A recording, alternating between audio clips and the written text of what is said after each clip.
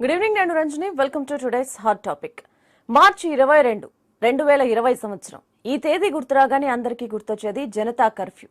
Yes, Janata curfew మొదలై జనతా కర్ఫ్యూని ప్రధాని నరేంద్ర మోదీ ప్రకటించి ఇవాళకి ఖచ్చితంగా ఏడాది పూర్తయింది. కరోనాని కట్టడి చేయడం కోసం గత ఏడాది కాలంగా కేంద్ర ప్రభుత్వం, రాష్ట్ర ప్రభుత్వాలు అనేక రకాలైన చర్యలు తీసుకుంటూనే ఉన్నాయి. కానీ నేటికి కూడా కరోనా మనల్ని పూర్తిగా విడిచిపెట్టలేదు. ఇప్పుడు ఏడాది తర్వాత సరిగ్గా మనం చూసుకుంటే ఇప్పుడు మళ్ళీ అలాంటి పరిస్థితులే అక్కడక్కడ పునరావృతం అవుతూ ఉన్నాయి.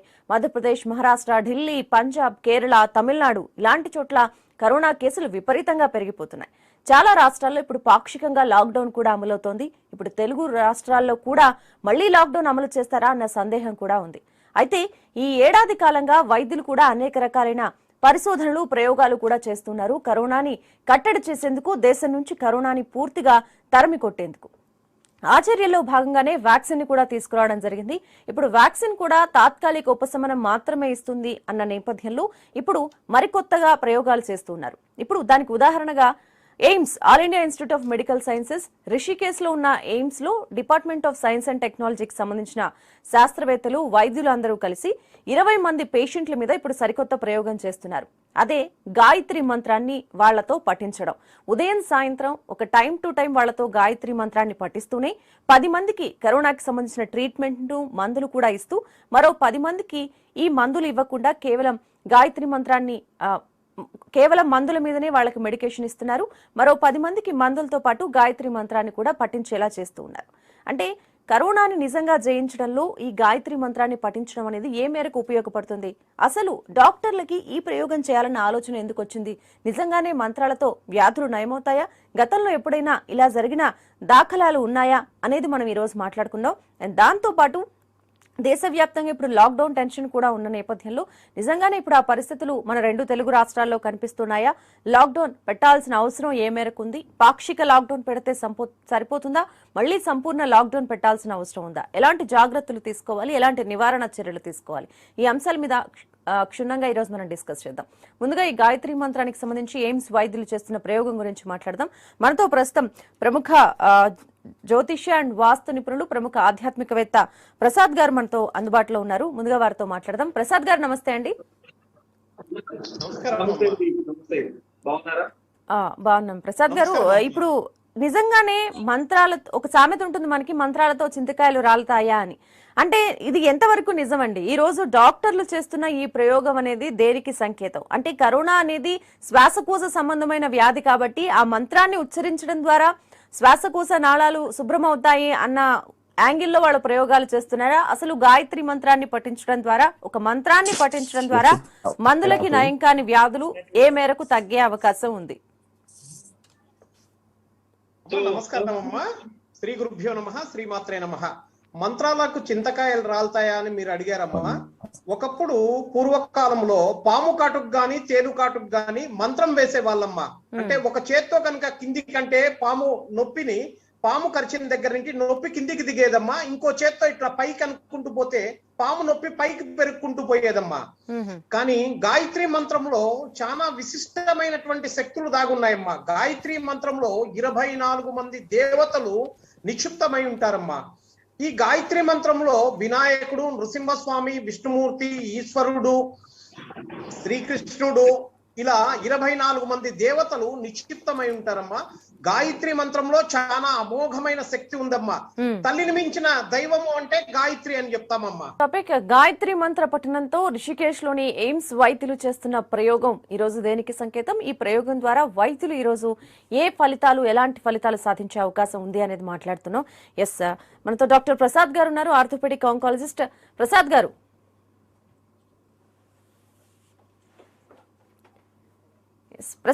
డాక్టర్ ప్రసాద్ గారు మనతో NIMS HOD nephrologist doctor Sribhushan గారు కూడా ఉన్నారు. శ్రీభూషణ్ గారు, మీకు నా ఆడియో రీచ్ అవుతుందండి? శ్రీభూషణ్ గారు నమస్తే సార్. మీరు ఏం చెప్తారు? ఇప్పుడు ఎయిమ్స్ వైద్యులు చేస్తున్న ఈ ప్రయోగం అనేది, అంటే వాళ్ళు ఏమి ఎక్స్పెక్ట్ చేసి ఈ రోజు ఈ ప్రయోగం చేస్తున్నారు? అసలు ఇలాంటి వాటిని కన్సిడరేషన్ లోకి తీసుకోవడానికి కారణం ఏంటి? సైన్స్ అంటేనే ప్రతి చిన్న విషయాన్ని విస్తృతంగా పరిశోధించడము, పరిశీలించడము, పరీక్షించడమే సైన్స్. సైన్స్ ప్రతిదీ దాంట్లో చేయొచ్చు, ఏది తప్పు లేదు. ఇప్పుడు మీరు గోమూత్రంతో చేయమండి అన్నా మేము చేస్తాము, తప్పేమీ లేదు. ప్రతి దాంట్లో కూడా చేయవచ్చు, చేసుకునే వాళ్ళు ఉంటే మాకు ఎటువంటి అభ్యంతరాలు లేదు. ప్రతి దాన్ని శోధించడమే కదా, పరిశోధించడమే మేము చేసే పని. సో అందులో వైద్యం అంతా కూడా, సైన్స్ అంతా కూడా ఆ విధంగానే ఎక్స్ప్లోర్ అయిపోయింది. అన్ని ప్రకృతిలోంచి పుట్టుకొచ్చినవి ఏదైనా కూడా. ఇప్పుడు చెట్లలోంచి, బెరడులోంచి, మొక్కల్లోంచి, ఆకుల్లోంచి వచ్చిన పదార్థాలని చాలా చాలా సూక్ష్మంగా చేసి తీసుకొచ్చిన వాటిని మనం మందులని పేరు పెట్టి మందులు ఇస్తూ ఉన్నాం. సో కాబట్టి దీన్ని మంత్రాల్లోంచి, ఇప్పుడు మీరు చింతకాయలు రాలుతాయా మంత్రాల్లోంచి అని అంటే, మంత్రాల్లోంచి చింతకాయలు రాయలేకపోవచ్చు, కానీ కొత్త కొత్త విషయాలు ఏదైనా కొనిపెడతారేమో అనే ఉద్దేశంతో చేస్తాం. వాళ్ళు ఏమి ఆశించి చేస్తారంటే, మళ్ళాంటి వాళ్ళు కూర్చొని టీవీలలో ఉపన్యాసించడానికి, మాట్లాడడానికి ఒక అవకాశం కూడా ఇస్తారు కదా. సో చర్చ అంతా దాని మీదకి డివేట్ అయిపోతుంది, అసలైన విషయం పట్ల మరుగున పడిపోతుంది. నిజానికి వాళ్ళకి కావాల్సింది కూడా అదే. దీంట్లో రీసెర్చ్ కి చాలా చాలా ఫండ్ చాలా ఉంది. ఆయుష్ వాళ్ళకి, ఆయుష్ వాళ్ళకి చాలా ఎక్కువ ఫండ్ ఉంది కాబట్టి దాన్ని రకరకాల పద్ధతిలో వాడుకుంటున్నారు, తప్పేం లేదు. ఎవరేం చెప్పినా కూడా చేయడానికి మాకు ఎటువంటి అభ్యంతరం ఉండదు, మేము చేస్తూనే ఉంటాము, భయపడకండి. అయితే దానిలో ఏమొస్తుంది అన్నది ఏమి ఉండదు, ఏం రాకపోయినా కూడా ఏదో ఒక రీసెర్చ్ అంటే జరుగుబడుతూనే ఉంటుంది. అయితే గాయత్రి మంత్రాన్ని ఇప్పుడు ఎందుకు తీసుకొచ్చారు ఈ టాపిక్ లోంచి అన్నది మనం కొంచెం ఆలోచించుకోవాలి. గాయత్రి మంత్రాన్ని ఇక్కడ తీసుకురావాల్సినంత అవసరం లేదు. ఎందువల్ల అంటే ఈ దేనికి అదే గొప్పతనం ఉంటుంది. ఇప్పుడు మన పూర్వీకులు ఫలానా విధంగా చేశారు, వాళ్ళు గొప్ప కాదా అంటే వాళ్ళు గొప్పవాళ్ళే. ఇప్పుడు నేను ఇలా చేస్తున్నాను, నువ్వు గొప్ప కాదా అంటే నువ్వు గొప్పవాడివి. మన వాళ్ళు ఇప్పుడు ఆకాశవాణి ద్వారా మనం వినేవాళ్ళు, మేఘాల్లోంచి ఆ మాటలు వచ్చేవని మన కథల్లో అక్కడ విన్నాము. ఇప్పుడు మనం రేడియో ద్వారా వింటున్నాము. ఒకటి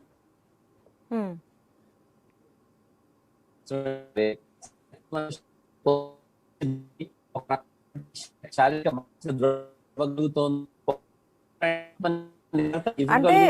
అంటే శ్రీభూషణ్ గారు, ఇప్పుడు మనం మొదటి నుంచి కూడా డాక్టర్లు చెప్తూనే ఉన్నారు, ఇది శ్వాసకోశానికి సంబంధించిన వ్యాధి కాబట్టి ఎక్కువగా ప్రాణాయామం చేస్తూ ఉండండి, ఆ రకమైన యోగా లాంటివి చేస్తూ ఉండండి అని. అంటే ఒక మంత్రాన్ని మనం జపించడం ద్వారా ఇన్హేల్ అండ్ ఎక్సేల్ మీద ఒక కంట్రోల్ వస్తుంది అన్న ఉద్దేశంతో దానికోసం స్పెసిఫిక్ గా గాయత్రి మంత్రాన్ని ఇంక్లూడ్ చేశారా? ఆర్ఎల్స్ ఇప్పుడు మీరు డౌట్ రైజ్ చేసినట్లు స్పెసిఫిక్ గా గాయత్రి మంత్రాన్ని సెలెక్ట్ చేసుకోవడానికి కారణాలు ఏంటి? ఇందాక ఆధ్యాత్మికవేత్త ప్రసాద్ గారు చెప్పారు, దానిలో 24 రకాల శబ్దాలు ఉంటాయి, వాటిని మనం ఉచ్చరించడం ద్వారా మన బ్రెత్ అనేది కంట్రోల్ అవుతుంది, దాని వల్ల కూడా వ్యాధులు తగ్గుతాయి, గతంలో ఇలాంటివి జరిగాయి అని. సో అలాంటి లాజిక్ ఏమన్నా వాడారా? ఎస్, శ్రీభూషణ్ గారు డిస్కనెక్ట్ అయ్యారు. డాక్టర్ ప్రసాద్ గారు, సేమ్ క్వశ్చన్ టు యూ. చెప్పండి అమ్మా. ఎస్ డాక్టర్ ప్రసాద్ గారు చెప్పండి. రైట్, బేసిక్ గా ప్రతిదీ ఒక సైన్సే. ఓకే, మన అంటే ఇది ఒక భారతదేశంలో ఒక హిందూ ధర్మానికి సంబంధించి కొన్ని వేల సంవత్సరాల నుంచి కొన్ని సైంటిఫిక్ ఎవిడెన్సెస్ ఉన్నాయి, కొన్ని సైంటిఫిక్ రీసెర్చ్ ఉన్నాయి, లేకపోతే కొన్ని మనం రోజు ఫాలో అయ్యే, ఇంట్లో ఫాలో అయ్యే రోజు చిన్న చిన్న విషయాల్లో కూడా ఎంతో సైన్స్ అండ్ మెడికల్ రిలేటెడ్ ఎన్నో ఉన్నాయి. ఓకే, కానీ ప్రపంచం అంటే మనం కొన్ని వేల సంవత్సరాల తర్వాత మనం అడ్వాన్స్ అయ్యే కొద్ది మనం ప్రతిదీ పరిశోధన రీసెర్చ్ చేయడం వల్ల ఇవన్నీ ఇప్పుడు డిసీజెస్ అంటే ఏంటి అనేది మైక్రోసెల్యులర్ లెవెల్ మనం స్టడీ చేయగలుగుతున్నాం. అంటే దట్ ఈస్ ద అంటే హ్యూమన్ అడ్వాన్సెస్ అన్నమాట ఇవన్నీ కూడా. అంటే ఈ సైన్స్ ని ఇప్పుడు ఒక విషయాన్ని 4 రకాలుగా బిలీవ్ చేయొచ్చు. ఓకే, అంటే ప్రసాద్ గారు చెప్పినట్టు, శాస్త్రి గారు ప్రసాద్ గారు చెప్పినట్టు వాళ్ళ అంటే ఆ సైన్స్ కి సంబంధించిన బిలీఫ్స్ తో వాళ్ళు ఉన్నారు, డెఫినెట్ గా వాళ్ళు వర్కౌట్ ఉన్నారు. డెఫినెట్లీ డినయల్ అనేది లేదండి. నేను I believe in one thing, ఎవరి నమ్మకం, అన్నిటికన్నా మోస్ట్ ఇంపార్టెంట్ థింగ్ ఏంటంటే నమ్మకం అంటే మనిషి self confidence what ever belief అనేది ఉంటుంది కదా, బిలీఫ్ కన్నా మించింది ఏదీ లేదు. కాకపోతే ఇక్కడ సైంటిఫిక్ ఎవిడెన్సెస్ అంటే ఈ కరోనా వైరస్ అనేది సైంటిఫిక్ ఎవిడెన్సెస్ తో కొన్ని వందల మంది, వేల మంది సైంటిస్ట్ రీసెర్చ్ చేసి ఆ తర్వాత దానికి సంబంధించిన డేటా పబ్లిష్ చేయడం జరిగింది. డేటా పబ్లిష్ చేసిన తర్వాత ఏంటంటే బేసిక్ అలోపతికి ఆయుష్ కి వీటికి డిఫరెన్స్ ఏంటంటే, అలోపతి అనేది ఆల్మోస్ట్ ప్రతిదీ కూడా ఎవిడెన్స్ బేస్డ్ ప్రాక్టీస్. మనకు ఒక రోగం వచ్చిందంటే ఆ రోగానికి ఈ మందు పనిచేస్తుందా లేదా అనేది, so it is time tested, దానికి కొన్ని రీసెర్చ్ జరుగుతాయి. వీటన్నిటి తర్వాత ఆ మెడిసిన్ అనేది రిలీజ్ చేయడం జరుగుతుంది. ఓకే, సో గాయత్రి మంత్రం అనేది చాలా పవిత్రమైన ఇది మన హిందూ ధర్మంలో కానీ ఎవరికన్నా కానీ. దాని నుంచి ఎంత బెనిఫిట్స్ వస్తాయంటే ఈ కరోనాకి సంబంధించి మనం సాధించగలమా రాగా అనేది ఇట్స్ ఏ $1 బిలియన్ క్వశ్చన్. ఎందుకంటే మరి రీసెర్చ్ ఎయిమ్స్ వాళ్ళు తీసుకున్నారు, అగైన్ సేమ్ థింగ్. ఇప్పుడు ఎవరన్నా అట్లాంటి కొన్ని ఇష్యూస్ రైజ్ చేసినప్పుడు ఆటోమేటిక్ గా ఈ రీసెర్చ్ ఇన్స్టిట్యూట్స్ అనేవి వాటిని తీసుకొని వాటి గురించి పరిశోధన చేయడం అనేది జరుగుతుంది. ఓకే. బట్ వాటి తర్వాత రిజల్ట్స్ వచ్చిన తర్వాత అవి ఏంటి అనేది మనం with time we will be able to decide. కానీ ప్రస్తుతం అవసరమైంది ఏంటంటే కరోనాకు సంబంధించిన వ్యాక్సిన్ ని అందరూ తీసుకుంటాం. That is the key. ఈ వ్యాక్సిన్ తో పాటు ఆయన చెప్పినట్టు గాయత్రి మంత్రం కానీ, లేకపోతే ఎవరో చెప్పినట్టు మీరు తులసి నీళ్ళు తాగండి, లేకపోతే పసుపు నీళ్ళు తాగండి, వేడి నీళ్ళు తాగండి, ఎన్నో వచ్చినాయి. ఇప్పుడు యూట్యూబ్ ఓపెన్ చేస్తే కరోనా ట్రీట్మెంట్ అంటే వ్యాక్సిన్ కన్నా కొన్ని వేల ట్రీట్మెంట్స్ చెప్తున్నారు. ఓకే, వీటిలో మనకి కావాల్సిన ఎంత మటుకు అడాప్ట్ చేసుకుంటాం అనేది అఫ్ కోర్స్ అది ఇండివిజువల్ చాయిస్ అండి. మనం ఎవరిని ఫోర్స్ చేయలేం, చేస్తే తప్పుతున్నది. బట్ వ్యాక్సిన్ అనేది ప్రూవెన్ అండి. Vaccine is proven. At least 3 trials మన ఇండియన్ వ్యాక్సిన్ అయితే ఎస్పెషల్లీ భారత్ బయో వ్యాక్సిన్ కానీ, భారత్ బయోటెక్ కానీ, సీరం ఇన్స్టిట్యూట్ కానీ, ఆస్ట్రాజెనికాతో టైం టెస్టెడ్ ప్రూవ్ అయినాయి. కాబట్టి నేను ప్రైమరీగా చెప్పదలుచుకునేది ఏంటంటే ప్రజలు ముందు వ్యాక్సిన్ తీసుకోండి, ఆ తర్వాత గాయత్రి మంత్రం కావచ్చు, ఇంకేమొచ్చారో కావచ్చు, అది up to individual choice. Doctor Jagannatham గారు, అంటే ఇప్పుడు డాక్టర్ ప్రసాద్ గారు చెప్పినట్లు ఇలాంటి అపోహల్ని కొట్టిపారేయడానికి వాటికి సాంకేతికత లేదు అన్న విషయాన్ని నిరూపించడం కోసమే ఈ రోజు ఎయిమ్స్ వైద్యులు ఈ రకమైన ప్రయోగానికి శ్రీకారం చుట్టారు. అంటే మెడిసిన్స్ ఇస్తూనే ఓవైపు మంత్ర పఠనం చేసే వాళ్ళు 10 మంది, ఓన్లీ మెడిసిన్ మీద ట్రీట్మెంట్ తీసుకుంటున్న వాళ్ళని, అంటే ఆ రిజల్ట్ ని ఒక రిపోర్ట్ రూపంలో తయారు చేసి ప్రజలకి చూడండి మంత్రాల వల్ల ఏమీ కాదు, కేవలం మందుల వల్ల మాత్రమే రోగాలు నయమవుతాయి అని చెప్పడానికా, లేకపోతే ఏమన్నా శ్రీభూషణ్ గారు అన్నట్లు తెలియని కొత్త విషయాల్ని మళ్ళీ ప్రజలకి పరిచయం చేయడానికా? ఏంటి ఈ ప్రయోగం ఉద్దేశం? ప్రజలు దీన్ని ఎట్లా తీసుకోవచ్చు? సైన్స్ లో ప్రయోగం చేసేటప్పుడు ఇలా ఒక రకమైనటువంటి విధి విధానాన్ని నిర్ణయం చేసుకుంటారు. ఇప్పుడు మీరు చెప్పినటువంటి ఈ పర్టికులర్ సందర్భంలో ఎయిమ్స్ వాళ్ళు ఒక 20 మందిని వాలంటీర్స్ తీసుకున్నారు. అందులో 20 మందికి కూడా సాధారణంగా ఇచ్చేటటువంటి ట్రీట్మెంట్ అంతా చేస్తారు. వైద్యంలో ఏ విధానాలు అనుసరించాలో ఆ విధానాలను అనుసరిస్తూ ఒక 10 మందిని మాత్రం ఈ మంత్ర జపంతో దాంతో ఎలా చేయాలి అనేటువంటి విషయం మీద, దానికి కూడా ఈ యోగాలోను దాంట్లోనూ నిష్ణాతులైన వాళ్ళు ఎవరున్నారో వాళ్ళని తీసుకుని వాళ్ళ చేత చేయమని చెప్పారు. అంతేకాదండి, ఇప్పుడు దీంట్లో వీళ్ళు చెప్పిన విషయం ఏమిటంటే ఈ మంత్ర పఠనం ద్వారా వీళ్లలో వచ్చేటువంటి మార్పులతో పాటుగా ఇన్ఫ్లమేషన్ రియాక్షన్ సూచించేటువంటి ఇంటర్లూకిన్స్, అవి వాటిలో సి టైప్ ప్రోటీను, ఈ ప్రోటీన్ల యొక్క ఉత్పత్తిలో ఏదైనా మార్పు వస్తుందా వీళ్లలోను అనేటటువంటి విషయాన్ని కూడా సశాస్త్రీయంగా అంచనా వేస్తారు. ఇప్పుడు సశాస్త్రీయంగా అంచనా వేసిన అంటే ఇది శాస్త్ర విధానంలో ఇది ఒక విధానం. క్లినికల్ ట్రయల్స్ చేసేటప్పుడు ICMR వాళ్ళ అనుమతిని పొందాలి. ICMR వాళ్ళ అనుమతి కూడా దీనికి ఇచ్చారు.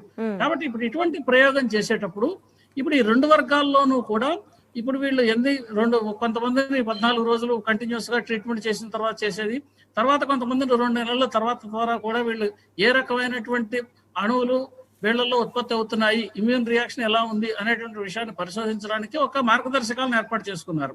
ఇప్పుడు ఈ 2 వర్గాల్లోనూ ఏ రకంగా ఉంది అనేటువంటిది ప్రయోగం పూర్తయిన తర్వాత మనకు విధానం పైకి వస్తుంది. ఇప్పుడు దీంట్లో ఏంటంటే సైన్స్ లో ఎలా ఉంటుందంటే ముందర ఒక థియరీని నిర్ణయం చేసుకుంటారండి. అంటే ఒక సిద్ధాంతాన్ని ప్రతిపాదిస్తారు.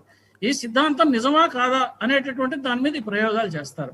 ఇప్పుడు వీళ్ళ సిద్ధాంతం ఏమిటి? ఇక్కడ గాయత్రి మంత్ర పఠనం ద్వారా లేదా ఇతర శబ్దాలు సరైనటువంటి ఉచ్చారణ చేయడం ద్వారా కొన్ని రకాలైనటువంటి మార్పులు శరీరంలో వచ్చే అవకాశం ఉంది అనేటటువంటి సిద్ధాంతం ఇది.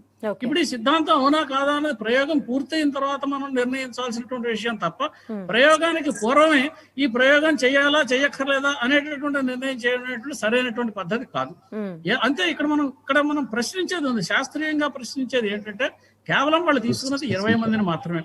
అంటే చిన్న గ్రూప్ 20 మంది అనేటువంటిది ఇంత పెద్ద 130 కోట్ల మంది జనాభాలో ఒక 20 మందిని తీసుకుంటే వాళ్ళ జెనెటిక్ మేకప్ తీసుకుంటే అందరూ ఒక రకంగా ఉండొచ్చు. ఈ మనకు ఉండేటువంటి శాంపులింగ్ సైజ్ తక్కువగా ఉంది, శాంపుల్ సైజ్ తక్కువ ఉంది. శాంపుల్ సైజుని పెంచాల్సిన అవసరం ఉంటుంది. అప్పుడు ఈ రెండింటిలోనూ ఉన్నటువంటి వైవిధ్యాన్ని తర్వాత నిర్ణయం చేయాలి తప్ప ఇది అసలు ప్రయోగం చేయాలా వద్దా, చేయక్కర్లేదా వద్దా అనేటటువంటి చర్చ అనేటువంటి అనవసరం. ఎందుకంటే ఒక ప్రయోగం చేసేటప్పుడు శాస్త్రీయంగా ఇప్పుడు మన ప్రయోగశాలలో మేము చేసే ప్రయోగాలు కూడా ముందర ఇలాగే సూత్రీకరించి కొన్ని సిద్ధాంతాలను ప్రతిపాదించి ఈ సిద్ధాంతాల ప్రకారం మన ప్రయోగాలు వస్తున్నాయా లేదా అని చూస్తాం. రాకపోతే అంటే మన సిద్ధాంతాలు అంతిమంగా వచ్చినటువంటి లక్ష్యాలు ఫలితాలు రాకపోతే అప్పుడు మన సిద్ధాంతాన్ని ఏదైనా మార్పు చేసుకోవాలనే విషయం గురించి ఆలోచన చేస్తాం. ఇప్పుడు అసలు ఏమీ లేకుండా ఆళ్ళే చూలే కొడుకుగారు సమాలంగా అని మొట్టమొదటి సిద్ధం ప్రయోగం ప్రారంభం చేసేటప్పటికే దీని గురించి చేయాలా వద్దా అని కొట్టుకోవాల్సిన పరిస్థితి అయితే లేదు. ఎందుకంటే ఇటువంటి ప్రయోగం ఎందుకు చేయాల్సి జగన్నాథం గారు ఇక్కడ మనం చెయ్యాలా వద్దా అనేది వాళ్ళ శాంటిటీని మనం క్వశ్చన్ చేయట్లేదు. ఈ రకంగా ఒక ప్రయోగం చేయటానికి ఎయిమ్స్ వైద్యులు పూనుకోవడానికి కారణం ఏంటి అనేది. ఎందుకంటే ఇక్కడ పేపర్లలో చూసి చాలా మంది లేదా ఇలాంటి మాధ్యమాల ద్వారా చూసి చాలా మంది ఏమనుకుంటారంటే వాళ్ళకి మెడికేషన్ కూడా ఇస్తున్నారు అన్న అంశాన్ని వాళ్ళు కన్సిడరేషన్ లోకి తీసుకోరు. ఓకే, గాయత్రి మంత్రం తోటి కరోనా నయమైపోతుందట, సాక్షాత్తు ఎయిమ్స్ వైద్యులే చెప్తున్నారు అన్న ఒక సింగిల్ లైన్ చూసి ఒక కంక్లూషన్ కి వచ్చేసే వాళ్ళు చాలా మంది ఉన్నారు. ఆ క్లారిటీ కోసమే ఈ రోజు మన చర్చ. ఇక్కడ అదే సమస్య. అశ్వత్థామ హతః కుంజరః అంటే ఏనుగు పోయిందని చెప్పడానికి అన్న పరిస్థితుల్లో కాకూడదు. అంటే శాస్త్రం అనేటువంటి దాన్ని అంగీకరించదు. ఇప్పుడు ఇది ఎందుకు చేయాల్సి వచ్చింది అనేటువంటి విషయం గురించి మీరు అడిగారు, దానికి సమాధానం చెబుతారు. ప్రస్తుతం పరిస్థితి మనకి ఎలా ఉందంటే, కరోనా వచ్చినటువంటి పరిస్థితుల్లో గత డిసెంబరు 2019 సంవత్సరం నుంచి మొట్టమొదటిసారి వుహాన్ లో కరోనా వ్యాప్తి ప్రారంభమైనప్పటి నుంచి ప్రపంచం అంతా అలుముకున్న తర్వాత దానిలో మనకి మొట్టమొదటి ఓనమాలు ఏమీ తెలియదండి. ఇది ఎలా వ్యాప్తి చెందుతోంది, దీనికి ఏం మందు వాడాలి, దీనికి ఏ రకమైనటువంటి వైద్య విధానాలను అవలంబించాలి ఏమీ తెలియదండి. అంతేకాదు అసలు పరీక్షా విధానాలు కూడా లేవు. వీటిలన్నిటిని కూడా రైట్ ఫ్రమ్ ద స్క్రాచ్ మనం డెవలప్ చేయాల్సినటువంటి పరిస్థితి వచ్చింది. వచ్చినప్పుడు ఇప్పుడు వేళ మనకున్న పరిస్థితి ఏమిటంటే, సంవత్సరం తర్వాత మన ప్రస్తుత పరిస్థితి ఏమిటంటే, సంవత్సరంలోనే దీనికి సంబంధించినటువంటి అనేకమైనటువంటి అవగాహనలు పెంపొందించుకొని వ్యాక్సిన్ అభివృద్ధి చేసేటటువంటి పరిస్థితికి వచ్చాం. అంటే we have come to a long way. ఈ వచ్చినా కూడా ఇవాళ పరిస్థితి ఎలా ఉంది? కరోనా వైరస్ కి మందు ఉందా? ఈవేళ మనం ప్రపంచవ్యాప్తంగా వైద్యులను అడిగినా కానీ లేదా ఇతరత్ర ఎవరిని అడిగినా కానీ యాంటీ వైరల్ డ్రగ్ ఏదైనా స్పెసిఫిక్ గా ప్రపంచవ్యాప్తంగా వాడితే కరోనా తగ్గుతుందా? దానికి సమాధానం సరైనది లేదు. లేదా మనం ప్లాస్మా థెరపీ చేస్తే పూర్తిగా అందరికీ తగ్గుతుందా? దీనికి ఖచ్చితమైనటువంటి సమాధానం లేదు. కొంతమందిలో పాజిటివ్ గా వస్తుంది, కొంతమంది నెగిటివ్ గా వస్తుంది. రెమెడీసివిర్ ఉంది, హైడ్రాక్సీ క్లోరోక్విన్ ఉంది, అలా అది కాకుండా ఇంకా ఇన్ఫ్లమేషన్ తగ్గించే డెక్సామెథాజోన్, ఇలా అనేకమైనటువంటి మందులను కూడా రకరకాల సందర్భాల్లో వాడారు. దీనికి ఏమైనా ఒకే రకమైనటువంటి మందు ఉందా? ఇంతవరకు ఎవరు చెప్పగలిగే పరిస్థితులు. అంటే ఏమిటనమాట, మనం ఒక పాండమిక్ మధ్యలో ఉన్నప్పుడు మొత్తం అందరూ కూడా దిక్కుతోచని పరిస్థితిలో ఉన్నారు. ఈ దిక్కుతోచని పరిస్థితిలో ఉన్నప్పుడు తమని తాము రక్షించుకోవడం కోసం ఒక్కొక్కళ్ళు తలా దిక్కు పరిగెడుతున్నారు. ఒకళ్ళు ఇమ్యూనాలజీ చేస్తారు, ఒకళ్ళు వ్యాక్సినాలజీ చేస్తారు, ఒకళ్ళేమో వైరస్ ను స్టడీ చేయడానికి ప్రయత్నం చేస్తారు. ఇలా రకరకాలుగా అందరూ అన్ని రకాలుగాను ప్రయత్నం చేస్తున్నారు. ఇటువంటి ప్రయత్నాలు చేసేటప్పుడు సైన్స్ లో చెప్పేటువంటి మరొక ముఖ్యమైనటువంటి విషయం ఒకటి ఉందండి. ఏమిటంటే అది out of the box ideas అంటారు. అంటే మనకి ఏమీ తెలియనటువంటి పరిస్థితుల్లో కొత్త రకంగా, అంటే ఏమీ అసలు అసందర్భమైనటువంటి ప్రయోగం ఏదైనా చేసి దీంట్లోంచి రిజల్ట్స్ తీసుకురాగలమా అన్నది కూడా ఆలోచిస్తారు. అంటే ఇప్పుడు సందర్భమైన ప్రయోగమా అసందర్భమైనటువంటి ప్రయోగం అనే విషయాన్ని కూడా పక్కన పెడితే, ఇటువంటి స్థితిలో మనకి ఇప్పుడు ఏమైంది, భారతీయ సంస్కృతి సంప్రదాయాల్లో కొన్ని విషయాలు కనిపిస్తున్నాయి. ఇంత లోగడ పరీక్షలు చేసినవి కొన్ని ఉన్నాయి, లోగడ శాస్త్రీయంగా పరీక్షలు చేయనివి కొన్ని ఉన్నాయి, కొన్ని సబ్జెక్టివ్ గా ఉన్నాయి, కొన్ని ఆబ్జెక్టివ్ గా ఉన్నాయి.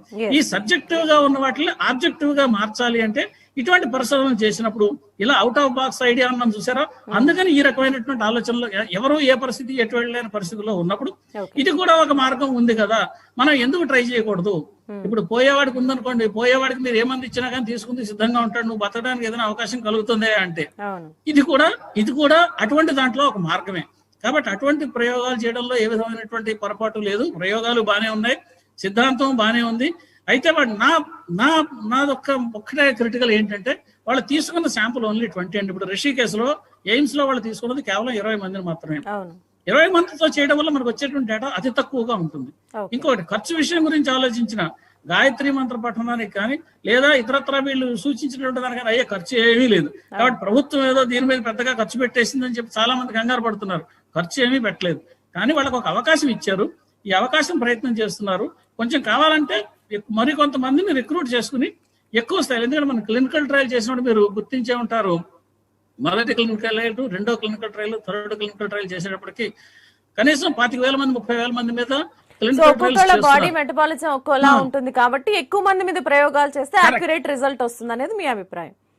అక్కడ కూడా ఇంకొక ముఖ్యమైన విషయం ఒకటి ఉందండి, అది కూడా సరిపోదు. కారణం ఏంటంటే, ఇప్పుడు ఒక విషయం చెబుతా, క్లినికల్ ట్రయల్స్ 3లోనే ఉన్నాను, 25,000 మందిని తీసుకున్నారు. ఈ 25,000 మందిని ఎలా తీసుకుంటారు? ఆరోగ్యంతో ఉన్న వాళ్ళని తీసుకుంటారు, ఆ ఏజ్ గ్రూప్ లో ఉన్న వాళ్ళని తీసుకుంటారు. వాళ్ళకి ఒక నిర్దేశితమైనటువంటి ఇప్పుడు వ్యాక్సిన్ టెస్టే చేద్దాం, వ్యాక్సిన్ క్లినికల్ ట్రయల్ తీసుకుంటే వాళ్ళకి ఒక కంట్రోల్డ్ పరిస్థితుల్లో పరీక్షలు చేసి తీస్తారు. ఇప్పుడు ఇదే వ్యాక్సిన్ క్లినికల్ ట్రయల్ ఫేజ్ అయిపోయిన తర్వాత పబ్లిక్ లోకి వచ్చినప్పుడు పబ్లిక్ లోకి దీనికి ఇచ్చేటువంటి విధానం వేరుగా ఉంటుంది. పబ్లిక్ లో క్లినికల్ ట్రయల్స్ లో ఉన్నంత రెస్ట్రిక్షన్స్ పబ్లిక్ లో ఉండవు, కానీ శాంపుల్ సైజ్ చాలా ఎక్కువ ఉంది. మాట్లాడచ్చండి. ఎస్ జగన్ గారు చెప్పండి. కాబట్టి పబ్లిక్ లో తీసుకొచ్చేటప్పటికి దీని విధానాలు మరి కొంచెం మార్పులు వచ్చే విధానాలు ఉంటాయి. కాబట్టి పబ్లిక్ లోకి లార్జ్ స్కేల్ లో మనం వ్యాక్సిన్ డిస్పెన్సేషన్ చేసేటప్పుడు ఏ రకమైనటువంటి మార్పులు వస్తాయనేటువంటి వాటిని కూడా మనం చేసుకోవాల్సినటువంటి అవసరం ఉంది. చాలా ముఖ్యమైనటువంటి విషయం. కాబట్టి ఇది ఒక శాస్త్రీయమైనటువంటి విధానం. ఈ పద్ధతిని కొనసాగించడంలో తప్పేమీ లేదు. రైట్. డాక్టర్ ప్రసాద్ గారు, ఈ రోజు మనం చూస్తే ఎగ్జాక్ట్లీ 1 year బ్యాక్ మనం జనతా కర్ఫ్యూలోకి వెళ్లాల్సిన పరిస్థితులు ఉన్నాయి. ఇప్పుడు చూస్తే కూడా చాలా రాష్ట్రాల్లో ఇంకా కూడా అంటే జిల్లాల వైడ్గా వీకెండ్ లాక్డౌన్ అని, నైట్ కర్ఫ్యూ అని కూడా పెడుతున్న పరిస్థితులు. ఇప్పుడు చాలా మందిలో ఉన్న భయం ఏంటంటే ఏంటి మళ్ళీ నిజంగా లాక్డౌన్ పెడతారా, మళ్ళీ ఇప్పుడు లాక్డౌన్ పెట్టే పరిస్థితులు ఉన్నాయా, ఇప్పుడు మనం ఏం చేయాలి అన్న క్వశ్చన్ మార్క్ చాలా మందిలో ఉంది. ఎప్పుడెప్పుడు గవర్నమెంట్ లాక్డౌన్ అని అనౌన్స్ చేస్తుందన్న భయం కూడా చాలా మందిలో ఉంది. సో ఇప్పుడు మీరు ఏం చెప్తారు? నిజంగా మనకి ఇప్పుడు లాక్డౌన్ ఒకటే సొల్యూషనా, లేదా మళ్ళీ మనం జాగ్రత్తలు పాటిస్తే మన తెలుగు రాష్ట్రాల్లో లాక్డౌన్ పెట్టాల్సిన పరిస్థితులు తెచ్చుకోకుండా మనం జాగ్రత్తలు తీసుకోవచ్చా? సో లాక్డౌన్ అనేది డెఫినెట్లీ ఆప్షన్ కాదండి. ఎందుకంటే ప్రపంచం ప్రజలకి ఎన్నోసార్లు అవకాశాలు ఇచ్చింది. మీరు ఈ కోవిడ్ కి సంబంధించిన కొన్ని నియమాలను పాటించండి, మాస్కులు వేసుకోండి, కరోనా అనేది ఇది వచ్చింది కానీ ఇంకా వెళ్ళలేదు, it will live or whatever it will exist till the time earth exist అన్నట్టు ప్రజలు అర్థం చేసుకోవాలి. అంటే వాళ్ళ పార్టిసిపేషన్ ఎంత మటుకు ఉండాలి అనేది. ఎందుకంటే లాక్డౌన్ అనేది మళ్ళీ ఎంతో ఎకనామిక్ బర్డెన్ ఈ దేశానికి కానీ ప్రజలకు కానీ అన్ని విధాలుగా మనకు చాలా ఎకనామిక్ బర్డెన్ ముందు. ఇదేంటి ఒక సింపుల్ ప్రోటోకాల్ అంటే సింపుల్ ఇన్స్ట్రక్షన్ ఫాలో అవడం అంటే ఏంటి, మాస్క్ వేసుకోవడం, సోషల్ డిస్టెన్సింగ్. నేను ఒకటే అడుగుతాను, ఇప్పటికీ లాక్డౌన్ ఓపెన్ అయిన దగ్గర నుంచి గవర్నమెంట్ కి కొన్ని ఇష్యూస్ ఉంటాయి. అంటే వాళ్ళన్నిటినీ లాక్డౌన్ లో ఫర్ ఎవర్ పెట్టలేరు కదండి. ఓపెన్ చేశారు, మాల్స్ ఓపెన్ చేశారు, బిజినెస్ ఓపెన్ చేశారు, లేకపోతే ఇంకేంటి ఫంక్షన్ హాల్స్ అని అన్ని ఓపెన్ చేశారు.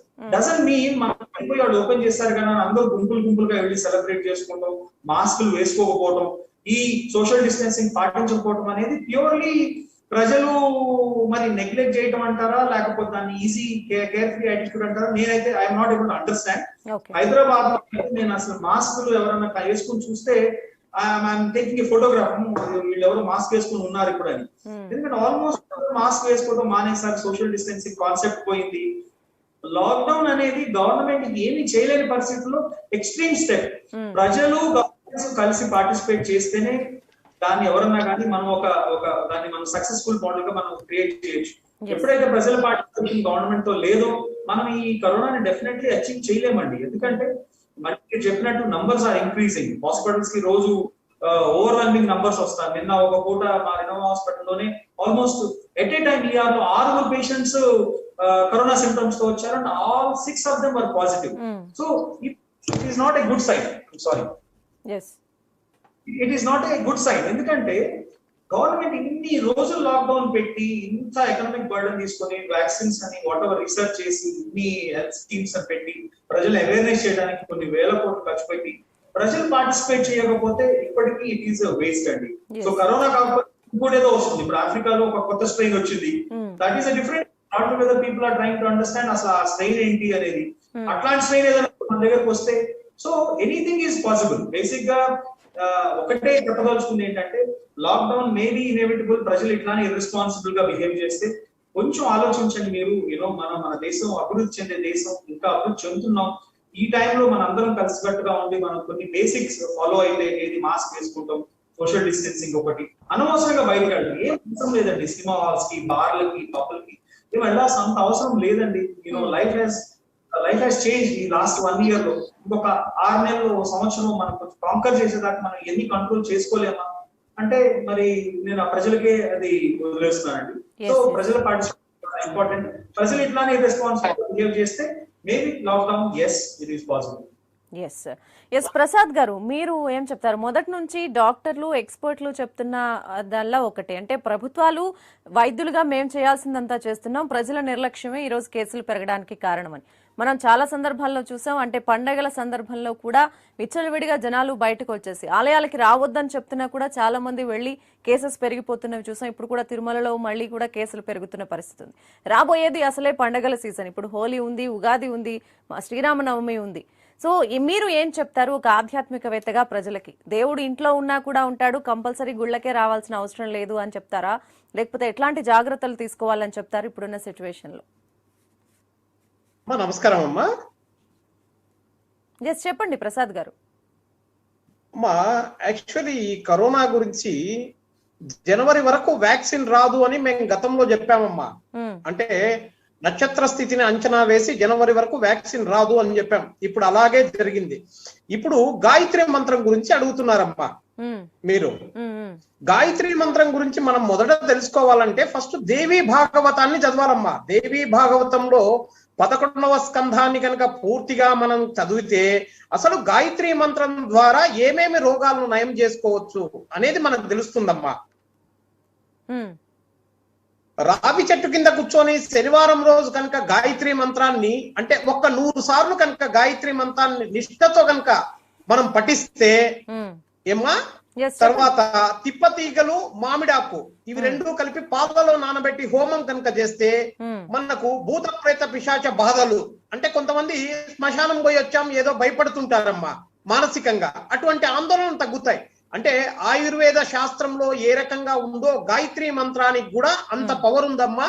ఖచ్చితంగా గాయత్రి మంత్రాన్ని పఠిస్తే 100% మానసిక ఆందోళనలు అంటే మానసిక రుగ్మతల నుండి దూరం అవుతారమ్మా.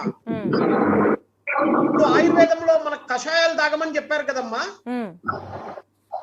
అలాగే మన గాయత్రి మంత్రంతో జపము హోమము అనేది చేసుకోవడం అనేది దేవీ భాగవతంలో కనుక మనం చదివితే 11వ స్కందంలో మనకు ఖచ్చితంగా మనకు ఏ రకంగా అనేది విశ్వామిత్రుడు శాస్త్రంలో చాలా చక్కగా వివరించాడమ్మా.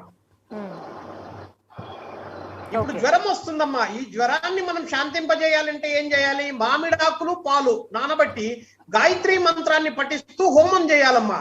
మీకు కావలిస్తే ఈ ఉదాహరణ, జ్వరము అనేది ఖచ్చితంగా తగ్గుతుందమ్మా. మా తల్లి గారు 80 సంవత్సరాలమ్మా, కరోనాతో బాధపడి హాస్పిటల్లో అడ్మిట్ అయ్యారమ్మా. మా తల్లి గారిని మేము గాయత్రి మంత్ర పఠనం చేసి బయటికి తీసుకొచ్చామమ్మా. ఇది శాస్త్రం చాలా చక్కగా ఏ మందులు వాడకుండానా, మందులు వాడుతూనే మీరు ఈ పూజలు అన్ని చేశారా?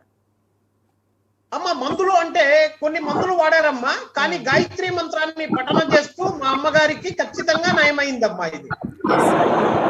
ఇప్పుడు అదే నమ్మకంతో ఈరోజు సైంటిస్టులు కూడా మరి ప్రయోగాలు చేస్తున్నారు. ఎలాంటి ఫలితం వస్తుందో చూద్దాం. ఇందాక జగన్నాథం గారు చెప్పినట్లు ఆ రిజల్ట్ రావడానికి కొంత టైం పడుతుంది, దాన్ని బట్టి మనం బేరీజ్ వేయగలం తప్ప it's too early to decide అని ఆయన చెప్పారు. ఎస్ సార్, జగన్నాథం గారు, ఈరోజు అంటే మన డాక్టర్ ప్రసాద్ గారు చెప్పినట్లు మనం జాగ్రత్తగా ఉంటే మన తెలుగు రాష్ట్రాల్లో లాక్డౌన్ పెట్టాల్సిన పరిస్థితులు రావు అని. కానీ మన చుట్టుపక్కల ఉన్న రాష్ట్రాల్లో ఈరోజు కరోనా కేసులు విపరీతంగా పెరుగుతున్నాయి. వీకెండ్ లాక్డౌన్ పెడుతున్నారు, నైట్ కర్ఫ్యూలు కూడా పెడుతున్నారు. సో అవి సరిపోతాయా? ఇప్పుడు మనం ఏ రకంగా మన రాష్ట్రంలో ప్రత్యేకించి అలర్ట్ అవ్వాల్సిన అవసరం ఉంది? ఎందుకంటే స్కూళ్ళు కాలేజీలో కేసుల సంఖ్య పెరగడం అనేది చూస్తూ ఉన్నాం. ఇప్పటికే చాలా మందిలో ఒక రకమైన ఫోబియా క్రియేట్ అయిపోయింది. చాలా మంది ముందుగానే ఇప్పుడు జాగ్రత్త పడుతున్నారు. గతంలో ఏవైతే తప్పులు జరిగాయో అలాంటివి జరగకుండా అన్ని తెచ్చి ఇంట్లో సమకూర్చుకోవడం, ఒక ఆర్టిఫిషియల్ గా వాళ్ళలో ఒక తెలియకుండానే ఒక భయం అనేది వచ్చేసింది. ఇప్పుడు వచ్చిన పరిస్థితి ఏంటంటే, ఇప్పుడు ఉన్న పరిస్థితుల్లో కరోనా అన్ని చోట్ల పెరుగుతున్న సంఖ్య మనకు స్పష్టంగా కనిపిస్తోంది. ముఖ్యంగా మనకి తెలంగాణ రాష్ట్రానికి మహారాష్ట్ర కూడా బార్డర్ గా ఉంది. అక్కడి నుంచి వచ్చేవాళ్ళు పోయేవాళ్ళు రెగ్యులర్ గా ఉంటారు. ఇది ఒక సమస్య. అయితే ఇప్పుడు మన దగ్గర ఇందాక డాక్టర్ గారు చెప్పినట్టుగా మన అంతర్గత క్రమశిక్షణ ఉండడం ఒక ముఖ్యమైనటువంటి విషయం. వీటిల్ని పక్కన పెడితే మరి కొన్ని శాస్త్రీయమైనటువంటి విషయాలు దీంట్లో ఉన్నాయండి. ఈ కరోనా వైరస్ వ్యాప్తి మన దేశంలో ఆల్రెడీ సర్క్యులేషన్ లో ఉన్న వైరస్ ద్వారా వ్యాప్తి పెంది క్రమంగా సంఖ్య పెరుగుతోందా, లేదా మన దేశంలో ఉన్న వైరస్సే మ్యూటేషన్ అంటారు, అంటే పరివర్తనం చెంది దాని ద్వారా ఎక్కువ కేసులు రావడానికి కారణం అవుతోందా, లేదా ఇతర దేశాల నుంచి వచ్చినటువంటి మ్యూటెంట్స్ ఎక్కడైనా స్ప్రెడ్ అయ్యి వాటి మూలంగా ఇది స్ప్రెడ్ పెరిగిందా, ఈ ప్రశ్నల మీద మనం సమాధానాలు వెతకాల్సినటువంటి అవసరం ఒకటి ఉందండి. ఇది దీనివల్ల మనకు వచ్చేటువంటి సమాధానం ఏమిటంటే, ఇది ఎలా సమాధానం వస్తుందంటే, ఎవరెవరైతే కరోనా వ్యాధి బారిన పడ్డారో వాళ్ళ దగ్గర నుంచి వైరస్ ని సేకరించంటే, ఇప్పుడు ముక్కు నుంచి, నాసికారంధ్రాల నుంచి, నోట్లో నుంచి ఏ రకంగా అయితే స్వాబ్ ద్వారా ఆ కరోనాని సేకరిస్తున్నారో అదే విధానాల ద్వారా కరోనాని సేకరించి, వైరస్ ని సేకరించి ఈ వైరస్ జీనోమ నిర్మాణాన్ని సంపూర్ణంగా గ్రహించాల్సినటువంటి అవసరం ఉంటుంది. ఈ జీనోమ నిర్మాణాన్ని గుర్తించినప్పుడు మాత్రమే ఇప్పుడు ఈ వైరస్ మన దేశంలో సర్క్యులేషన్ లో ఉన్న వైరసా, మన దేశంలో ఉన్న సర్క్యులేషన్ అయితే మ్యూటేషన్ అయ్యి కేసులు పెరుగుతున్నాయా, లేదా వేరే దేశాల నుంచి వచ్చినటువంటి మ్యూటెంట్స్, అంటే మనకి ఇంత మునుపు మీరు లాగడ అనేక సార్లు ప్రసారం కూడా చేశారు మీరు, యూకే నుంచి వచ్చినటువంటి వైరస్లు, దక్షిణాఫ్రికా నుంచి వచ్చినటువంటి మ్యూటేషన్స్, బ్రెజిల్ నుంచి వచ్చినటువంటి మ్యూటేషన్స్, ఈ మ్యూటేషన్స్ కి వ్యాప్తి చెందే లక్షణం ఎక్కువగా ఉందండి. అంటే ఈ మ్యూటేషన్ ఏదైతే వచ్చిందో వైరస్ లో ఇది మరింత ఉధృతంగా వ్యాప్తి చెందుతుంది. ఒకళ్ళకి కాదు, ఇంతకు ముందు లాగడ ఉండేటటువంటి వైరస్ 10 మందిని ఇన్ఫెక్ట్ చేస్తే ఇప్పుడు ఈ మ్యూటెంట్ చెందినటువంటి వైరస్ 50 మందిని లేదా 80 మందిని మ్యూటెంట్ చేసే అన్ని రెట్లు అధికంగా వ్యాప్తి చెందగలిగినటువంటి లక్షణం కలిగినటువంటి మ్యూటెంట్స్ ఉన్నాయి. అయితే ఇది తెలియడం వల్ల మనం ఎలా దీన్ని రియాక్ట్ అవుతాము? ఇప్పుడు ఇది తెలియడం వల్ల విదేశాల్లో ఏ రకమైనటువంటి వైద్య విధానాలు అవలంబించారో ఆ వైద్య విధానాలు ఇక్కడ మన దగ్గర కూడా అవలంబించడానికి అవకాశం ఉంటుంది. ఎందుకంటే గత సంవత్సర కాలంగా కొన్ని మ్యూటెంట్స్ చూసాము, వైద్య విధానాలని చూసాము. డాక్టర్లకు కూడా గత సంవత్సరంలో వచ్చినటువంటి అనుభవం ద్వారా ఏ ఏ పరిస్థితుల్లో ఏ ఏ విధమైనటువంటి మెడికల్ గా ఇంటర్వ్యూన్ కావాలి అనేటటువంటి విషయం మీద డాక్టర్లకు కూడా విశేషమైనటువంటి అనుభవం వచ్చింది. డైరెక్ట్ గా యాంటీవైరల్ డ్రగ్ లేకపోయినప్పటికీ, సిమ్టోటిక్ ట్రీట్మెంట్ చేస్తున్నప్పటికీ ఏ రకంగా మనం రియాక్ట్ అయితే వీడి యొక్క ఉపశమనం పొందేటువంటి మార్గము, వైరస్ నుంచి నివృత్తి పొందేటువంటి మార్గము చేయగలమని డాక్టర్లు కూడా ఆలోచన చేస్తారు. కాబట్టి ముందర అది గుర్తించాల్సినటువంటి అవసరం చాలా ప్రముఖంగా ఉందండి. ఇప్పుడు దానివల్ల ఒక రకంగా అరికట్టడం, తర్వాత ప్రజల్లో మూడో భాగం ప్రజల్లో క్రమశిక్షణ. ఎందుకంటే శాస్త్రీయ పరంగా మనం చేయాల్సినటువంటిది చేయకుండా మొత్తం కేవలం ప్రజలే అంటే చాలా కష్టం. ఎందుకంటే మ్యూటెంట్స్ అయితే ఇది కేవలం ప్రజలు కాదు, మ్యూటెంట్స్ కనుక దీంట్లో కనుక ప్రధాన భాగస్వామ్యం కలిగి ఉండి దానివల్ల మనకి ఎక్కువ భాగంగా మనకి వైరస్ వ్యాప్తి చెందుతోంది అనేటువంటి నిర్ధారణ కనుక మనకి తేలితే అప్పుడు దానికి విధానం అవలంబించాల్సిన వైద్య విధానాలు కూడా కొన్ని మార్పులు ఉంటాయి. అది వైద్యులు దాన్ని బట్టి ఆ వైద్య విధానాలను అవలంబిస్తారు, అది తెలుసుకోవాల్సిన అవసరం ఉంది. తర్వాత అంటారా, ఇంతకుముందు వైద్యులు ఆల్రెడీ చెప్పారు మనకు, ప్రసాద్ గారు వాళ్ళు కొన్ని సూచనలు చేశారు. ఈ మాస్క్ ధరించడం అనేటువంటి పబ్లిక్ ఫంక్షన్స్ లో తక్కువగా ఉండడం. ఇంతకు ముందు కరోనా క్రమశిక్షణ ఏదైతే మీరు రెగ్యులర్ గా పత్రికాముఖంగా మీ ఛానల్స్ ముఖంగా చెబుతున్నారో అవన్నీ కూడా పాటించాల్సినటువంటి అవసరం ఇప్పుడు కూడా ఉంది. ముఖ్యంగా మాస్క్ ధరించడం అనేటువంటిది మనం వ్యాక్సినేషన్ కంటే కూడా ప్రభావవంతమైనటువంటిది. వ్యాక్సిన్ వేస్తే మ్యూటెంట్ వస్తే మళ్ళీ వ్యాక్సిన్ నిగ్రహించగలదా లేదా అనేటువంటి కొన్ని అపోహలు ఉన్నాయి. కానీ మాస్క్ ధరిస్తే అది మ్యూటెంట్ అయినప్పటికీ, ఒరిజినల్ వైరస్ అయినప్పటికీ, ఏ వైరస్ అయినప్పటికీ కూడా దాన్ని వ్యాప్తి చెందకుండా నిర్వహించగలిగేటువంటి శక్తి కొంతవరకు మాస్క్ ఉంది. కాబట్టి ఇది టీకాతో సమానమైనటువంటి శక్తి సామర్థ్యాలు కలిగింది. కాబట్టి అందరూ తప్పనిసరిగా పబ్లిక్ ప్లేసెస్ లో మాస్క్ ధరించడం అనేటువంటి చేయడం, కరోనా క్రమశిక్షణని తూచా తప్పకుండా పాటించడం అనేటువంటి చేయడం ప్రస్తుతం అందరూ కూడా చేయాల్సినటువంటి అవసరం. అప్పుడు కొంతవరకు కేసులు తగ్గించగలిగేటువంటి అవకాశం ఉంది. కానీ కేసులు ఇదే రకంగా కనుక పెరుగుతూ పోతే మీరున్నట్టుగా లాక్డౌన్ విధించే స్థితికి వెళ్ళేటువంటి పరిస్థితి వస్తుంది. ఈ పరిస్థితి మనం ముందుగానే బేరీజ్ వేస్తున్నాం కాబట్టి ప్రజలు అప్రమత్తం కావడానికి ఈ కార్యక్రమాలన్నీ కూడా ఉపయోగపడతాయనేటువంటిది నా అభిప్రాయం అండి. ఎస్ డాక్టర్ ప్రసాద్ గారు, ఈరోజు మనం మాస్క్ ధరించడం చాలా ముఖ్యం అని చెప్తున్నారు. అట్లీస్ట్ అంటే 40% ధరించట్లేదు, అట్లీస్ట్ 60% కంపల్సరీగా మాస్క్ ని పబ్లిక్ ప్లేసెస్ లోకి వెళ్ళినప్పుడు వేసుకుంటున్నారు. అయితే చాలా మందిలో చూస్తే రకరకాల మాస్కులు, ఈరోజు ఫుట్పాత్ మీద దొరికే మాస్కుల్ని కూడా పెట్టుకుని వేసుకుంటూ ఉన్నారు, లేదా కర్చీఫ్ల్ని, స్కార్ఫ్ల్ని కూడా వాడుతున్నారు. నిజంగానే ఇవనేవి ఎఫెక్టివ్ గా ఈరోజు వైరస్ ని పక్క వాళ్ళ నుంచి మన వరకు వైరస్ రాకుండా, లేదా మన నుంచి పక్క వాళ్ళకి వైరస్ స్ప్రెడ్ కాకుండా నిజంగానే ఎఫెక్టివ్ గా కట్టడి చేయగలుగుతాయా? మెడికల్ గ్రేడ్ అని ఒకటి ఉంది, లేకపోతే న్యాచురల్ బ్యారియర్స్ మీరు చెప్పినట్టు ఒక హ్యాండ్ కర్చీఫ్ కూడా సరిపోతుంది. ఎందుకంటే those who are not in the medical services లో ఏంటంటే మనం ఒక కంట్రోల్డ్ ఎన్వైరన్మెంట్, అంటే ఒక క్లోజ్డ్ 4 గోడల మధ్య ఎయిర్ కండిషన్ ఎన్వైరన్మెంట్ లో ఒక రోజుకి మనం కొన్ని వందల మందిని మనం చూస్తూ ఉంటాం. కాబట్టి medical professionals, front line workers వేసుకునే grade is different. N95 grades కానివ్వండి, దానికన్నా ఇంకా ఎక్కువ ఉన్నాయి అవసరం వాళ్ళకి. వేరాస్ నార్మల్ ప్రజలు ఈవెన్ ఎనీ బ్యారియర్, ఒక హ్యాండ్ కర్చీఫ్ కానీ ప్రాపర్ గా వేసుకోవాలి. అది వేసుకున్న దాన్ని మళ్ళీ వెంటనే వాష్ చేసి మళ్ళీ వేసుకోవడం. ఈ రోజు ఒక ఫ్యాషన్ మాస్క్ ఒక ఫ్యాషన్ బిజినెస్ అయిపోయింది. పెద్ద పెద్ద కంపెనీలు, లూయి వుటాన్ లాంటి కంపెనీలు కొన్ని వేల రూపాయల మాస్కులు తయారు చేస్తున్నాయి. ఒక మాస్క్ నేను నిన్ననే చూసాను, $10,000 లాంటి మాస్క్. మరి ఆ $10,000 మాస్క్ వేసుకుంటే కరోనా వస్తుందో రాదు మనకు తెలియదు, కానీ డబ్బులు అయితే పోతాయి. సో బేసిక్ గా ఈ మాస్క్ అనేది ఎనీ బ్యారియర్, ఒక కాటన్ క్లాత్ కానివ్వండి, లేకపోతే హ్యాండ్ కర్చీఫ్ కావచ్చు, ప్రాపర్ గా టై చేసుకోవాలి. మనం మాట్లాడే కానీ మనం పీల్చే గాలి మన నుంచి ఇంకోటి వెళ్ళకూడదు, ఇంకొకరి నుంచి మనకి రాకూడదు. ఇవి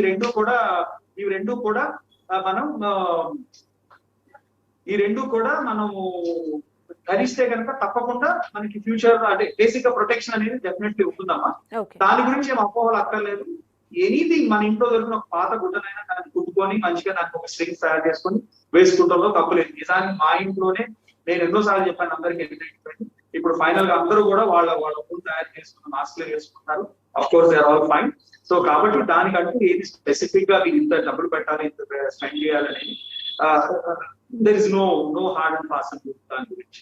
ఎస్ డాక్టర్ ప్రసాద్ గారు, ఇంకొక క్వశ్చన్. ఇప్పుడు ఏవైతే సోషల్ మీడియాలో స్పెక్యులేషన్స్ వస్తున్నాయో, అంటే వ్యాక్సిన్ గురించి కానీ లేకపోతే లాక్డౌన్ గురించి కానీ, వీటన్నింటికీ మనం చెక్ పెట్టాలంటే గతంలో మాదిరిగా ICMR కానీ లేకపోతే సెంట్రల్ హెల్త్ మినిస్ట్రీ కానీ వీక్లీ వన్స్ ఒక ప్రెస్ మీట్ పెట్టి బ్రీఫ్ చేసి, ఇప్పుడు దేశంలో ఇది పరిస్థితి, ఈ రాష్ట్రాల్లో ఇలా ఉంది, ఇలా జాగ్రత్తగా ఉండండి అని ఎప్పటికప్పుడు ఇన్స్ట్రక్షన్స్, గైడ్ లైన్స్ ఇవ్వాల్సిన అవసరం ఎంతవరకు ఉంది అంటారు? ఒక అఫీషియల్ స్టేట్మెంట్ అనేది ప్రజల వరకు పాస్ ఆన్ చేయడం. యాక్చువల్ గా మీరు చాలా ఒక మంచి ఎక్సలెంట్ పాయింట్ మీరు తీసుకొచ్చారు. ఐ డోంట్ నో, అంటే మీరు ఆలోచించినట్టు మరి గవర్నమెంట్స్ కూడా ఆలోచిస్తే బాగుంటుందని అనుకుంటున్నాను యాక్చువల్లీ స్పీకింగ్.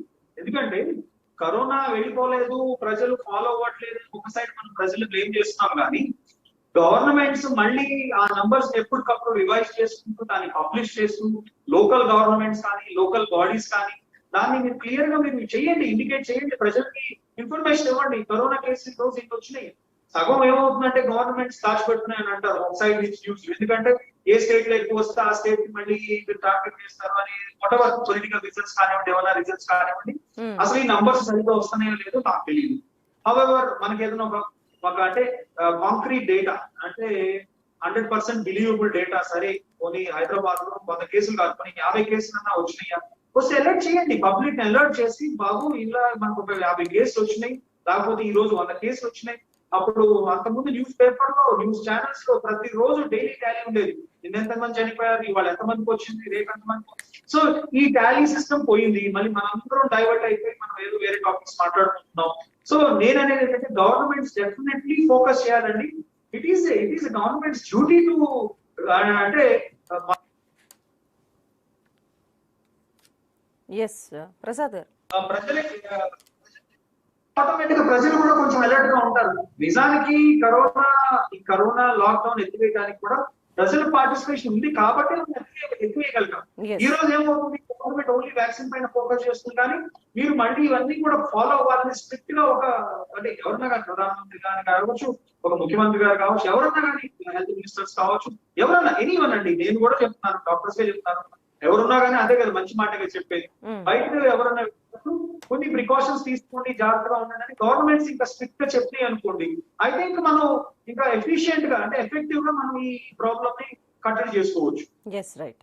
ఎస్ ప్రసాద్ గారు, ఫైనల్ గా మీరు ఇప్పుడున్న పరిస్థితిని బట్టి మీరు ఒక ప్రజలకు మీరు ఇచ్చే సలహాలు, సూచనలు ఏంటి? ప్రసాద్ గారు. హలో. ఎస్ ప్రసాద్ గారు, మిమ్మల్ని. అమ్మా, నేనైతే గనక మీరు మందులు తీసుకుంటూ కూడా గవర్నమెంట్ ఇచ్చేటువంటి నియమాలను పాటిస్తూ గాయత్రి కవచాన్ని ప్రతిరోజు ఉదయము, మధ్యాహ్నము, సాయంత్రము పారాయణం చేసుకోండి అని చెప్తానమ్మా. గాయత్రి మంత్రాన్ని, గాయత్రి కవచాన్ని ఖచ్చితంగా 100% గాయత్రి కవచాన్ని కనుక పఠిస్తే మీకు మంచే జరుగుతుంది తప్ప చెడు జరగదు. ఇది డబ్బుతో కూడుకున్నది కూడా కాదమ్మా. ఓన్లీ మీరు మానసికంగా మీరు దృఢ సంకల్పానికి వస్తారు, నాకేం కాదు, నేను గాయత్రి కవచాన్ని, గాయత్రి మాత చాలా గొప్పదమ్మా, ఆమె ఖచ్చితంగా గాయత్రి కవచాన్ని చదివిన వాడికి ఖచ్చితంగా రోగం నుండి విముక్తి కలిగిస్తుంది. ఇది అక్షర సత్యం అమ్మా. ఎస్ ఎస్ జగన్నాథం గారు, ఫైనల్ గా మీ కంక్లూజన్ రిమార్క్స్. ఇప్పుడున్న పరిస్థితుల్లో ప్రజలకి లాక్డౌన్ గురించి వస్తుందేమో అన్న ఆందోళన అవసరమా, లేకపోతే మనం తీసుకోవాల్సిన జాగ్రత్తలు మన బాధ్యతని గుర్తించడం అవసరమా? ఈ రెండిట్లో దేనికి మనం ఇప్పుడు ఇంపార్టెన్స్ ఇవ్వాలి? ముఖ్యంగా మనం తీసుకోవాల్సినటువంటి బాధ్యతల మీద ప్రధానంగా ధ్యాస పెట్టాల్సిన అవసరం ఉంది. దీంట్లో మరింత ఫోకస్డ్ గా చెప్పాలంటే ఇప్పుడు వ్యాక్సిన్లు అందరికీ అందుబాటులో ఉన్నాయి. ఈ వ్యాక్సిన్ తీసుకోవడం మీద కొన్ని అపోహలు ఉన్నాయండి. ఈ అపోహలను తొలగించాల్సినటువంటి అవసరం అయితే ప్రత్యేకంగా ప్రజల మీద, మాధ్యమాల మీద, అందరి మీద కూడా ఉంది. ఇది ఒకటి. రెండో విషయం, ఇప్పటికే మనం 3 కోట్ల మందికి 3 కోట్ల డోసులు వ్యాక్సిన్ పంపిణీ చేయడం జరిగింది. ఈ పంపిణీ ప్రక్రియలో వ్యాక్సిన్ అనేటువంటి దాంట్లో వ్యాక్సిన్ వేసిన తర్వాత స్వల్పంగా జ్వరం రావడం కానీ, లేదా ఇంజక్షన్ చేసిన స్థానంలో ఎర్రబడడం కానీ, ఆ స్థానంలో ఇలా కొన్ని చిన్న సైడ్ ఎఫెక్ట్స్ ఉంటాయి. కాబట్టి ఈ సైడ్ ఎఫెక్ట్స్ ఉన్నవి ఎన్ని ఉన్నాయి అనేటువంటి పబ్లిక్ గా కనుక అందరికీ కనుక తెలియజేస్తే, ఒకవేళ ఏదైనా సైడ్ ఎఫెక్ట్ వచ్చిందనుకోండి, ఈ వచ్చిన ఎఫెక్ట్ ని డాక్టర్ గారు ఈ రకంగా దీన్ని నియంత్రించగలిగారు అనేటటువంటి కొన్ని ఎగ్జాంపుల్స్ కూడా తీసుకొచ్చి పబ్లిక్ లో కనుక ఖచ్చితంగా చెప్పగలిగితే ప్రజల్లో దీని మీద విశ్వాసం పెరుగుతుంది. మరింత మంది వ్యాక్సినేషన్ తీసుకుని ముందుకు వస్తారు. వ్యాక్సినేషన్ తీసుకుంటే మనం హెర్డ్ ఇమ్యూనిటీ దిశగా పెడతాము. ఇప్పటికే హైదరాబాద్ లాంటి నగరాల్లో ఇంతవరకు చేసినటువంటి పరీక్షల ఆధారంగా 54% కొంతమంది, ఢిల్లీలో 21% హెర్డ్ ఇమ్యూనిటీ వచ్చిందని, ఈ హెర్డ్ ఇమ్యూనిటీ కనీసం మనం 50 to 60% కనుక సాధించగలిగితే అప్పుడు వ్యాక్సిన్ యొక్క వ్యాప్తిని మనం తగ్గించుకోగలిగే అవకాశం కలుగుతుంది. అది తగ్గించుకోవాలంటే ఒకటి, ఈ వ్యాక్సినేషన్ ప్రక్రియ ద్వారా కొంతవరకు చేయొచ్చు. ఇంతవరకు వచ్చి తగ్గిన వాళ్ళు ఎవరైతే వాళ్ళకి ఆల్రెడీ వ్యాక్సినేషన్ వచ్చింది, కొంతమందికి హెర్డ్ ఇమ్యూనిటీ వచ్చిందని కూడా అంటున్నారు. కాబట్టి ఈ వ్యాక్సిన్ ప్రక్రియను మరింత వేగవంతం చేయడం, దీని మీద ఉన్నటువంటి అపోహలను తొలగించడము, వ్యాక్సిన్ వేసినందువల్ల ఏవైనా సైడ్ ఎఫెక్ట్స్ వస్తే వాటిని ఏ రకంగా దాన్ని నివారించగలిగారు అనేటటువంటి విషయాన్ని పబ్లిక్ లో, ప్రెస్ లో రాయడం కానీ, మీడియాలో ద్వారా చెప్పడం కానీ కనుక ప్రజలకి చేస్తే ఈ వ్యాక్సిన్ పట్ల మరింత విశ్వాసం పెరుగుతుంది. ఎక్కువ మంది ముందుకు వస్తారు. దీన్ని మనం నియంత్రించే దిశగా వెళ్ళగలుగుతాము. అప్పుడు లాక్డౌన్ గురించి ఆలోచించాల్సిన అవసరం ఉండదు. కానీ మీదకి ముంచుకొస్తున్న ప్రస్తుతం ఉన్న పరిస్థితుల్లో ఈ కేసులు ఇదే రకంగా పెరిగితే లాక్డౌన్ కూడా ఒక మార్గం ప్రభుత్వం గత్యంతరం లేని పరిస్థితుల్లో అవలంబించాల్సిన పరిస్థితి వస్తుందేమో అనే అనుమానం అయితే మాత్రం ఉంది. రైట్. ప్రసాద్ గారు, మీరు ఏదో చెప్పబోయారు. డాక్టర్ ప్రసాద్ గారు. జస్ట్ కంక్లూజన్ ఒకటి, మన దేశంలో ఎన్నో ధర్మాలు ఉన్నాయి, ఎన్నో రకాల బిలీఫ్ స్పేస్ ఉన్నాయి. ఓకే, మన కాన్స్టిట్యూషన్, భారత కాన్స్టిట్యూషన్ డిపెండింగ్ ఆన్ ప్రతి ఒక్క ధర్మాన్ని మనం కాపాడాలి, ప్రతి ఒక్క ధర్మాన్ని మనం రెస్పెక్ట్ చేయాలని.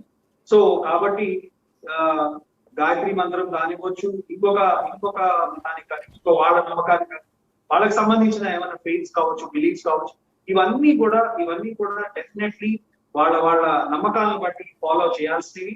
దాన్ని ఎవరూ డినై చేయలేరు. ఎందుకంటే వాళ్ళకున్న బిలీఫ్స్ వాళ్ళకు ఉన్నాయి అనేది కొన్ని వేల సంవత్సరాల నుంచి వచ్చిన ఒక నాలెడ్జ్ కానివ్వండి, ఏదైనా కానివ్వండి. కానీ మోస్ట్ ఇంపార్టెంట్, మనం ఎంత భక్తి, ఎంత మనం ఫాలో చేసిన మన రిలీజియస్ ప్రాక్టీసెస్ ఏవైతే ఉందో, నమ్మకాలు, ఇవన్నీ బిలీఫ్స్ కూడా స్ట్రాంగ్ గా ఉండాలి. వాటితో పాటు బేసిక్ గా తీసుకోవాల్సిన ప్రికాషన్స్ కూడా ప్రజలు తీసుకోవాలి. అది ఇంపార్టెంట్, చాలా ఇంపార్టెంట్. సార్ చెప్పినట్టు తీసుకోండి, జాగ్రత్తలు పాటించండి. అట్లానే మన ధర్మాన్ని, హిందూ ధర్మాన్ని పాటించే వాళ్ళు అందరూ ఉన్న వాళ్ళు గాయత్రి మంత్రాన్ని పాటించండి. As a faith to faith, ఈ రెండు కనుక కో ఎగ్జిస్ట్ అయితే డెఫినెట్లీ ఇంకా ప్రసాద్ గారు చెప్పినట్టు మనం ఇంకా బాగా మంచిగా అచీవ్ చేయొచ్చు. అలా వాళ్ళకున్న కూడా ఫాలో అయ్యి along with the treatment, but don't deviate. That's important. Right.